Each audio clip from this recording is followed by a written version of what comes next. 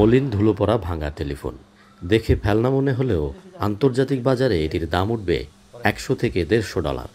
সাধারণের চোখে এর কোনো মূল্য না থাকলেও শৌখিন প্রাচীন পণ্য বা অ্যান্টিক সংগ্রহকারীদের কাছে এটি অমূল্য। চট্টগ্রামের সীতাকুণ্ডের শিপ রিসাইক্লিং ইয়ার্ডকে ঘিরে পুরনো ৮-১০টি দোকান যেন অনন্য জাহাজি পণ্যের বিরাট সংগ্রহশালা।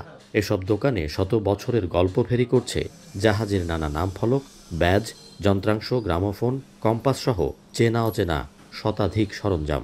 ভিনটেজ বা অ্যান্টিক যে নামেই পরিচিত হোক না কেন, শৌখিন সংগ্রহকারীদের কাছে এগুলো খুবই গুরুত্বপূর্ণ। বাজারটা দেখে খুবই ভালো লেগেছে, কিন্তু পণ্যগুলো দেখতে খুবই চমৎকার লাগছে, কিন্তু ওখানকার দামটা একটু বেশি। দাম বেশি থাকার ফলে আমার হয়তো সাধ্যের মধ্যে ছিল না। তারপর যতটুকু চেষ্টা করেছি অল্প কিছু নিয়েছি। ল্যান্ডরফ নামের লন্ডনের জাহাজ, যেটা 1956-তে তৈরি হয়েছিল।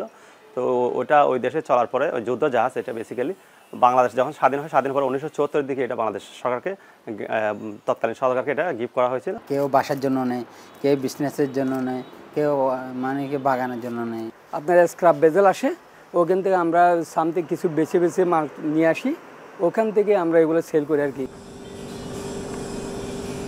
লোহালক্কর নানা ধরনের ফিটিংস বা সরঞ্জাম তো আছেই। পুরনো জাহাজগুলো যেন সমুদ্রের সমৃদ্ধ ইতিহাস ফেরি করা প্রাচীন পণ্যের এক অনন্য খনি। এই যেমন সীতাকুণ্ডের মাদাম বিবির হাটের এই দোকানে জাহাজের এই স্টিয়ারিং হুইলটি 50 বছরের ইতিহাস ফেরি করছে। এখানে এলে আরও চোখে পড়বে টেলিগ্রাফ, নানা ধরনের দূরবীন, দৃষ্টিনন্দন বাতি, বিভিন্ন আকারের ঘড়ি, ঐতিহাসিক জাহাজের যন্ত্রাংশ বা শোপিসের মতো চোখ ধাঁধানো নানা অ্যান্টিক সামগ্রী। একসময় বিশ্বের বিভিন্ন রুট দাপিয়ে বেড়ানো পুরনো জাহাজের স্মৃতিমাখা এসব পণ্য দেশীয় বাজার ছাপিয়ে এখন বড় অবদান রাখছে দেশের রপ্তানি খাতেও। ব্যবসায়ীরা জানান, সেই 80-র দশক থেকেই এসব পণ্যের চাহিদাকে মাথায় রেখে মাদাম বিবির হাট এলাকায় গড়ে ওঠে এই ব্যবসা। মূলত রপ্তানি নির্ভর হওয়া এখানকার দোকানগুলোতে সাধারণ ক্রেতার উপস্থিতি খুব একটা চোখে পড়ে না। একসময় বিদেশিদের প্রচুর আনাগোনা থাকলেও এখন ইমেইল আর হোয়াটসঅ্যাপের কল্যাণে সেই রীতিতে এসেছে বড় পরিবর্তন।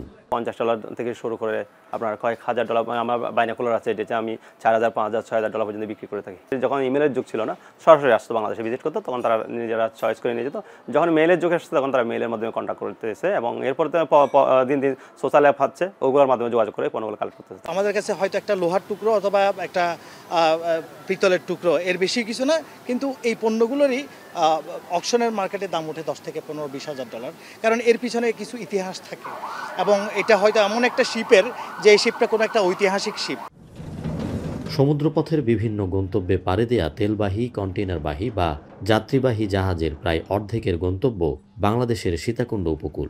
যেগুলো ভাঙলে পাওয়া যায় বিচিত্র রকমের শৌখিন ও ইতিহাস ভিত্তিক পণ্য। এসব পণ্য ইয়ার্ড মালিকদের থেকে কিনে নেন ট্রেডাররা। অ্যান্টিকের জিনিসগুলো ওনারা দেখার পরে আমাদেরকে একটা প্রাইস অফার করে, তারপরে আমরা ওনাদের কাছে সেল করে দিই আর কি। একটা জাহাজের বয়স থাকে 20, 25, 30 বছর।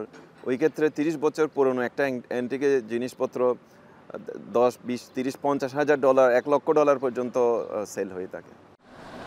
পুরনো এসব পণ্যের বাজার শত কোটি টাকার। রপ্তানি হচ্ছে পৃথিবীর বিভিন্ন দেশে। তবে গত 2 বছর জাহাজের সংখ্যা কমায় রপ্তানিও কমেছে। যেহেতু আমরা 40 লক্ষ টন থেকে এখন 10 লক্ষ টন রিসাইকেল করি, তো ওইটার পরিমাণ স্বাভাবিকভাবে কমে এসেছে। কিন্তু আমরা যদি 40 লক্ষ টন আবার রিসাইকেল করতে পারি, তাহলে কিন্তু এইটার মার্কেটটাও ইমপ্রুভ হবে। তো আমি মনে করি এটা একটা চ্যালেঞ্জিং টাইম আমরা অতিক্রম করছি, এবং এটা সরকারি অনেক পলিসি সাপোর্ট দরকার হবে। গত 4 দশকে এখানকার অ্যান্টিক পণ্য ঘিরে জাদুঘর বা তথ্যকেন্দ্র গড়ে ওঠা সম্ভব ছিল। এতে অনেক অজানা ইতিহাসের সাক্ষ্য বহন করত জাদুঘরটি। ফাইসাল করিম, এখন, চট্টগ্রাম।